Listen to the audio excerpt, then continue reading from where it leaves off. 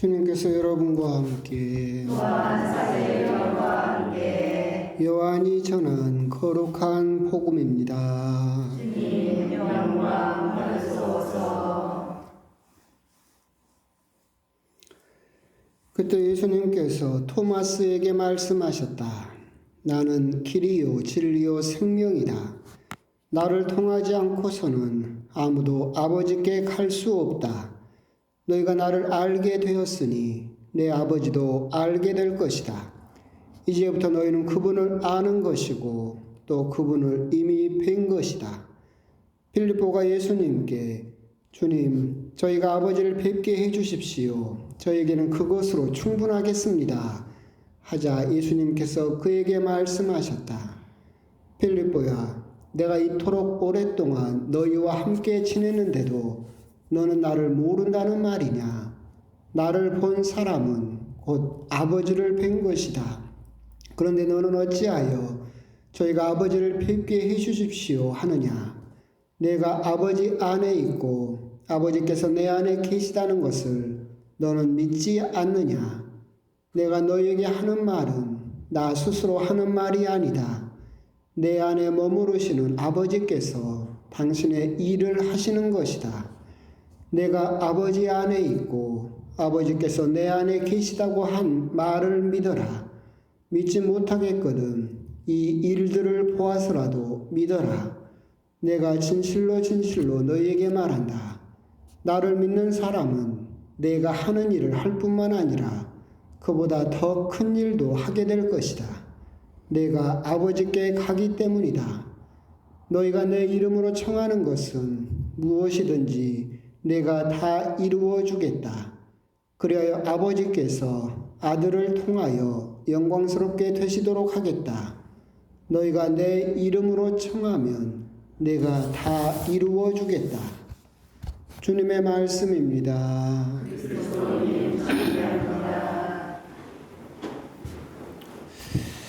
선매수님, 성모성월 시작되어서 오늘은 성 야고보와 필립보 사도 축일입니다. 야고보라는 이름은 유대인들에게는 흔한 이름입니다. 야곱, 이스라엘이죠. 하지만 신약 성경에서 우리가 주목할 만한 야고보는 총 3명이 등장을 합니다. 우리가 흔히 말하는 대야고보라고 해서 제베데오의 아들 야고보, 그리고 사도 중에 들어있는 알페오의 아들 야고보, 그리고 예수님의 형제라고 불렸던 에루살렘의 주교였던 야고보, 이렇게 3명이 등장을 합니다. 우리 가톨릭 교회는 대야고보와 그리고 소야고보로만 두 분만을 구분하고 소야고보와 에루살렘의 주교 예수님의 형제 야고보는 같은 사람이다라고 그렇게 보고 있습니다. 하지만 성경을 곰곰이 보게 되면 이 야고보 3명은 각기 다른 야고보라고 하는 것을 알 수 있습니다. 대야고보는 제베데오의 아들이었고 예수님께서 특별히 사랑했던 3명의 사도들 중에 한 명이었죠. 항상 어떤 일이 있든지 베드로와 야고보와 요한만을 따로 데리고 가셨을 정도로 사랑하셨던 대야고보가 제베데오의 아들이고 알페오의 아들 야고보는 12사도 중에 한 분이셨고 지금으로 따지면 지금 터키 정도 되겠죠. 투르키에 소아시아 지역에서 선교하시다가 순교하셨던 것으로 그렇게 등장을 합니다. 성경에서는 오병이어 기적 때 그냥 예수님께서 저 많은 사람들을 먹이려면 얼마만큼의 빵이 있어야 되겠느냐라고 물어보시기도 하셨고 나타나엘을 예수님께 소개하기도 했던 그런 사도로서 등장을 하고 있죠. 세 번째 이제 문제, 예수님의 형제 야고보라고 불리는 이 사람은 우리 가톨릭 교회는 알페오의 아들 야고보, 소야고보와 같은 사람으로 보지만 오늘 일독서에서도 나오죠. 다른 사람으로 등장합니다. 사도 바오로도 이야기를 하죠. 계파, 베드로에게 나왔고 12사도에게 예수님이 발현하셨고 야고보에게도 발현하셨고 그렇게 이야기를 하고 있죠. 12사도와 야고보를 구분하고 있죠. 사도 베드로 역시도 당신이 감옥에 갇혔다가 나왔을 때 찾아간 사람이 야고보였습니다. 그러니까 사도들 중에서 으뜸이었던 베드로 사도가 감옥에서 나오자 예루살렘에서 가장 어떻게 보면 영향력이 있었던 지도자, 주교라고 불렸던 야고보를 찾아가죠. 결국 이 말은 사도들과는 다른 예수님의 형제라고 불렸던 야고보가 따로 있었다라고 봐야 될 겁니다. 또 왜 그러느냐라고 한다면 마르코 복음을 보게 되면 예수님께서 나자렛 회당에서 가르치실 때 사람들이 이야기를 하죠. 저 사람은 마리아의 아들이고 형제로는 야고보와 시몬과 요새가 있지 않느냐라고 할 때 야고보가 또 등장을 하게 되죠. 그 말은 결국 이 야고보라는 사람은 성모님의 그런 친아들은 아니지만 예수님과의 혈족 관계, 친척 관계였다라고 하는 것은 알 수 있을 것 같고, 그래서 예수님의 공생활 초기에는 예수님을 믿지 않았던 것처럼 보이지만 나중에 가서 예수님을 믿게 된 사람으로 보입니다. 또 이게 증거가 또 뭐가 있느냐면 사도 바오로가 예루살렘을 가서 이제 최초의 공의회라고 불리는 예루살렘 공의회를 합니다. 그럴 때 사도 베드로는 율법으로부터 모든 것을 풀어놓자라고, 그러니까 유다인들이 율법의 지배를 받았지만 새로운 우리 그리스도 교인들은 그 율법의 지배로부터 벗어나야 된다. 음식 규정이라든가 정결례라든가 이런 것으로부터 벗어나기를 사도 베드로가 주장을 하고 또 바오로 역시도 이게 동조를 하면서 거기서부터 율법을 풀어줄 것을 요구하게 되죠. 이때 야고보, 예루살렘의 야고보가 뭐라고 하느냐면 그렇게 다 통과될 때쯤 뒤에다가 꼭지를 하나 답니다. 우상에게 바친 제물과 목을 졸라 죽인 짐승과 피는 먹지 말자. 이 규정은 뭐냐면 이스라엘 율법에 있는 규정이죠. 그러니까 베드로와 바오로에 맞서서 구약적인 생각을 가지고 있었던 구시대적인 인물이 있었다라는 거죠. 그래서 공의회에서 최초로 예루살렘 공의회에서 우리 그리스도 교인들에게 새로운 율법을 제시하려고 할 때 구약의 율법을 은근슬쩍 밀어넣었던 예루살렘에 있었던 예수님의 형제라고 불렸던 구시대적인 인물로서의 야고보는 따로 구분해야 될 것이다.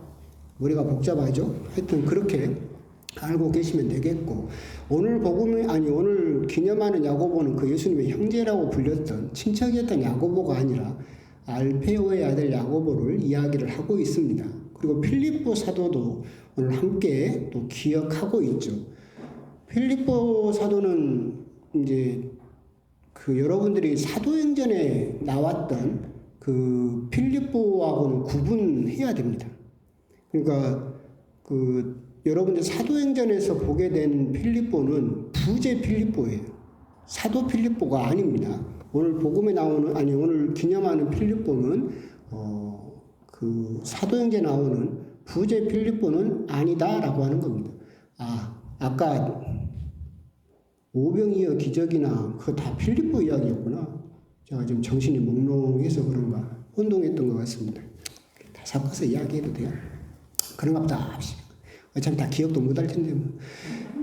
그런데 이제 그것은 이제 구분하셔야 되는데, 근데 이 두 분은 결국 다른 지역 그리고 다른 시간대에 순교를 하셨어요. 근데 같이 오늘 같은 날 기억하는 이유는 뭐냐면 두 분의 유해를 모아가지고 지금의 로마에 있는 12사도 성당이라고 있거든요. 거기에 함께 제대에 봉헌을 했기 때문에, 함께 모셔져 있기 때문에 우리가 함께 그분들을 기억하고 있다라고 그렇게 생각하시면 되겠습니다. 이제 오늘 필립보와 야고보 중에서 이분들의 활동이나 이런 것은 12사도의 생애라고 해서 교회의 전통상으로, 전설상으로 남아있긴 하지만 성경적으로는 크게 드러나 있지는 않다. 근데 오늘 여기에서 제가 여러분에게 드리고 싶은 말씀은 야고보 사도를 이야기를 할 때 대야고보, 그리고 소야고보가 있다 정도는 알고 계시고, 하지만 예루살렘의 주교 예수님의 형제라고 불렸던 야고보라는 인물 역시도 따로 있다. 교회는 이 소야고보와 오늘 기념하는 알페오의 아들 야고보, 소야고보와 예루살렘에 있던 예수님의 형제 야고보를 같은 사람으로 보고 있지만 성경적으로 봤을 때는 결코 같은 사람이라고 볼 수는 없을 것 같다. 그 정도만 기본 상식적으로 알고 계시면 좋겠습니다. 그래서 오늘 독서 역시도 야고보 사도 이름이 나오는 부분이 언급이 되어 있고, 복음 역시도 필립보 사도가 나오는 부분이 언급이 되어 있습니다. 필립보 사도는 제가 아까 야고보 사도하고 혼동해서 설명을 해버려가지고 그러는데, 세례자 요한의 제자였던 사람이었는데 예수님을 믿게 되었고 예수님을 따르게 되면서 나타나엘도 소개했던 사람이었었죠.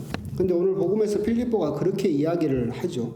주님, 저희가 아버지를 뵙게 해주십시오. 저에게는 그것으로 충분하겠습니다. 라고 이야기를 하고 있습니다. 이 부분에서 저희가 묵상했으면 좋겠다 싶은 부분은 두 가지 정도 있다라는 그런 생각이 듭니다. 어떻게 말하면 굉장히 필립보가 좋은 대답을 한 거죠. 아버지를 뵙게 해주십시오. 그것으로 충분하겠습니다. 다른 것은 필요하지 않습니다. 라고 이야기를 하는 것 같지만, 첫 번째 우리가 묵상해야 될 부분은 필립보는 자기가 청하는 것이 무엇인지도 모르고 청하고 있죠. 아버지를 뵙게 해주십시오. 필립보가 하느님을 직접 뵈면 어떻게 됩니까? 죽습니다. 모세도 그랬고 이사야도 그랬었죠.